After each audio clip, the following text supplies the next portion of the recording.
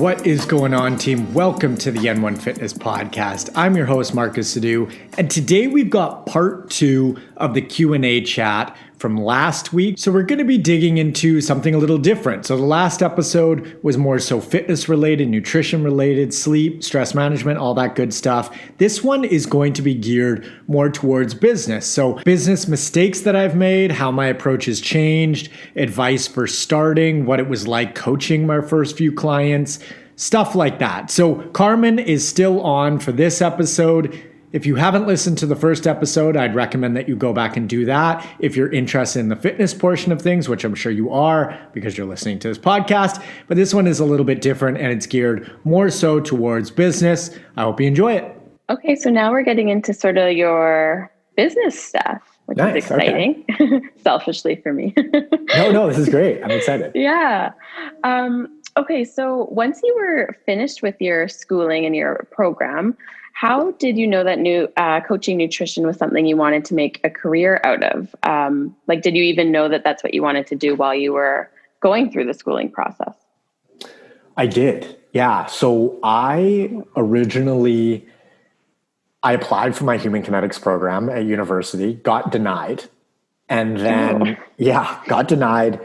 And because they only let in a specific amount of students each year, I then went traveling and came back from traveling, applied again, and then got in. It was actually perfect timing. It couldn't have played out more perfectly. But once I got into that program, I knew what I wanted to do. And so school was just a means to an end.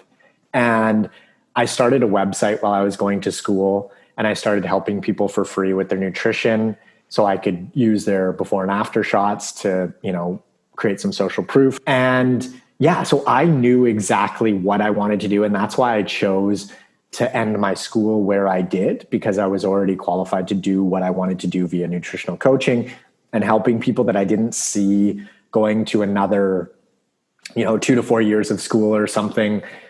Yeah. Going down that route wasn't going to put me in any better of a position to do what I wanted to do anyway. So I knew ahead of time. I started a website, started helping people while I was in school so I could get some hands-on experience. And then I started rolling when I graduated. I started my business a week after I graduated, and that's sort of all she wrote. That's so cool. That's great.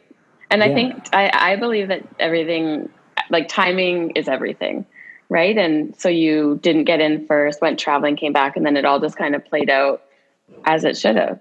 100%. Like that travel period was the best period in my life at that point. Like I learned so much about myself.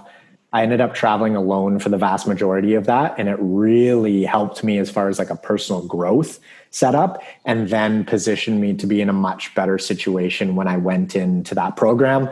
I fully believe I got denied for a reason. I fully believe that I got in when I got in.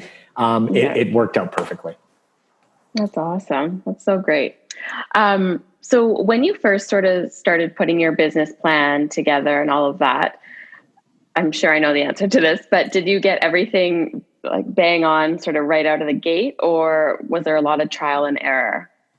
It was just, so much trial and error.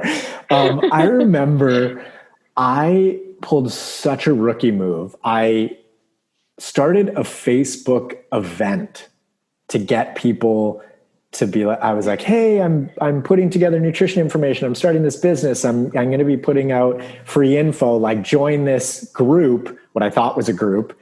If you want to be, sort of in on the info. Didn't realize it was an event. The event expired. And I realized that it was about to expire when I had a couple hundred people in this group. And so I messaged everybody in the group. I was like, hey guys, sorry, didn't realize the event was going to expire.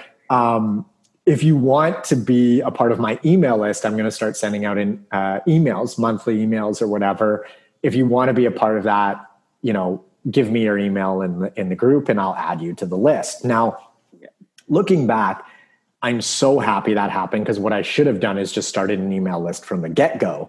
But that mistake of making it an event and not a group actually propelled me to start an email list where I wouldn't have started an email list. So I just sort of like fell into that thing, fully trial and error, fully made a mistake, but it actually just ended up working out in my favor, which is just 100% pure luck, you know? So there are so many examples of that, of where, you know, I might look at an old way of how I did things and I just instantly become incredibly embarrassed. Or like, you know, I made a ton of mistakes, wouldn't change a thing. I think that that's a necessary process in order to get to the, you know, to get to where I am now. But to think that I did it all right, like absolutely not.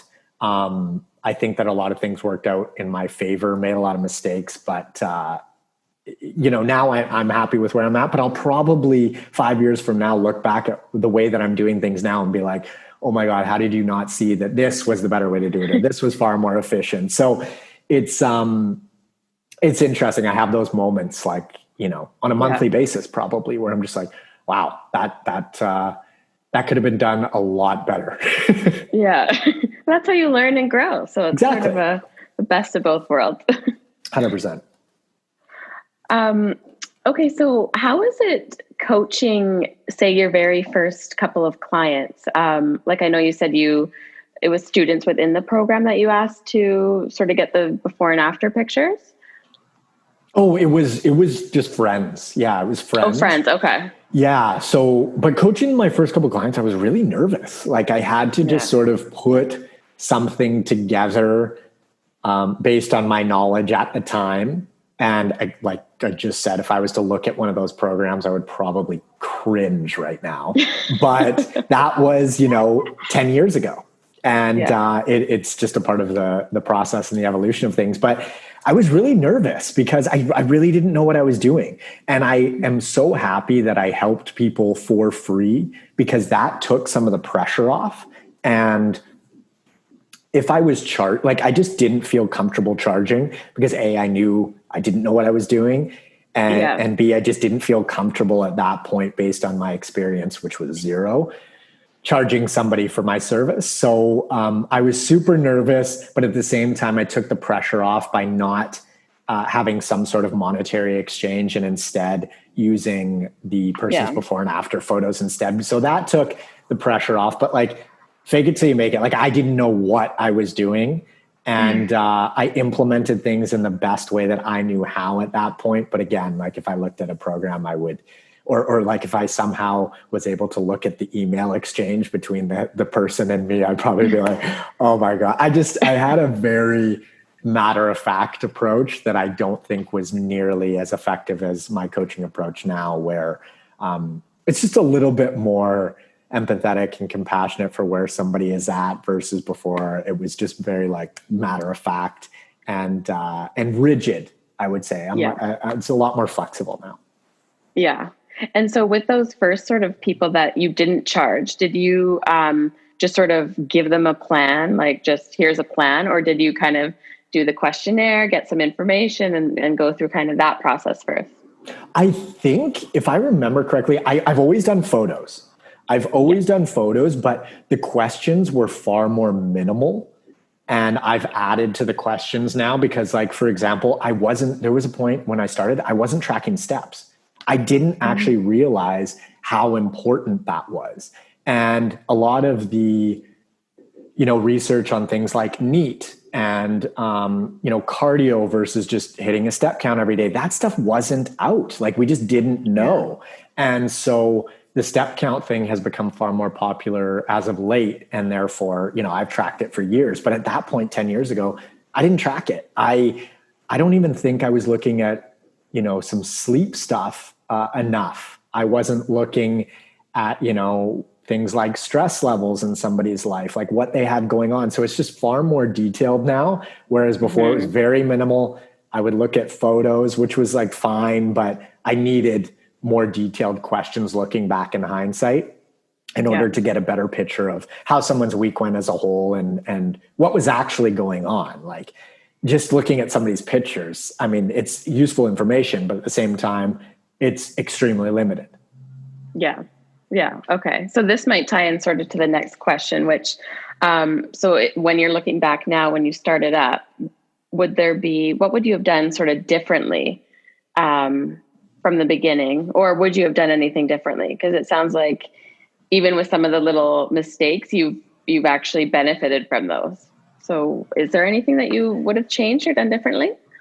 The really lame answer is like, no, I wouldn't have done anything differently because I wouldn't be in this place right now. But looking back, if I was like, what is the most effective way to get to my goal as fast as possible via my business, I would change a ton. I would be more detailed, like I said, with the questions. I would do pictures. I would go more so minimal on the on the supplement front, and focus more on general movement. And put workouts to the side at first for most folks, unless they were already working out. But, not throwing the kitchen sink at somebody. Like, you need to overhaul your nutrition, sleep 8 to 9 hours or 7 to 9 hours a night, and work out 5 days a week. Like, easing people in to set them up for success more so versus, hey, this is what you need to do to get in shape. Because one of the most common mistakes that I see people make, young trainers, young nutritionists, things like that, is assuming that your goals are your client's goals. They are not. Your client is not as interested in this nutrition and health stuff by definition as you, because they're not doing it for a living. They have another job. They're coming to you to get this information. So I used to think that, everybody needed to be doing what I was doing and pouring their sort of heart and soul into this nutrition and health stuff. And it's not their passion. It's not what they're doing. They were coming to me to get help. And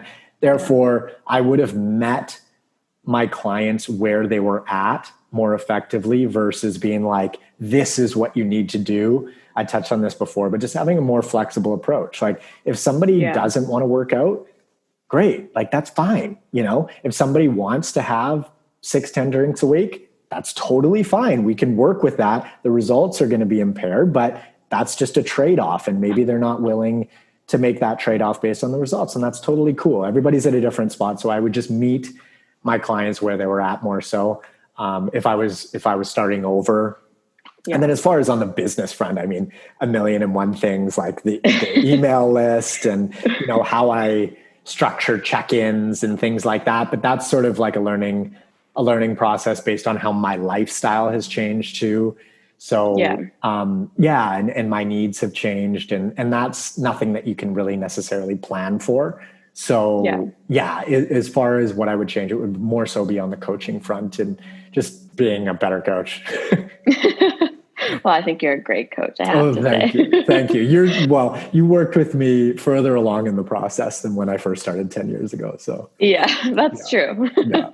That's so awesome. And so what piece or pieces of advice would you give to someone like myself, for example, that's sort of looking to start up in this sort of career, or do it as a side kind of thing? Because I've just, at least during my experience, I never thought I would have such a passion for this stuff because in high school, I was literally the worst science student you could ever imagine. Like, it just was not my thing at all.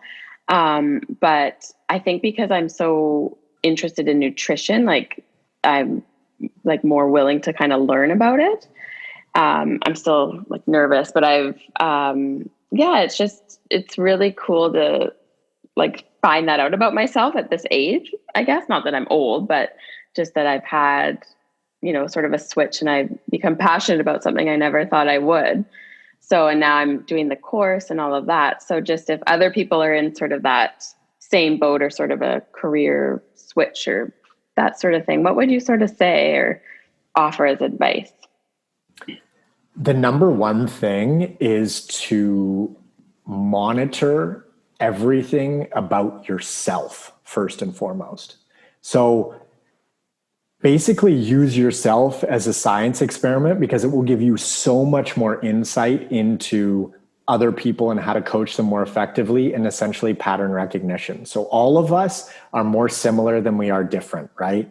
Now, especially when it comes to things like nutrition, like you cannot drink no one can survive off of like gasoline. You know what I mean? We all need whole food. We all feel better with single to minimal ingredient whole foods. Like there's no debate over that. So what you can do is use yourself as a bit of a science experiment and notice, like, you know, are there certain foods that digest or don't digest well with me? Interesting. I wonder if other people have those same sensitivities.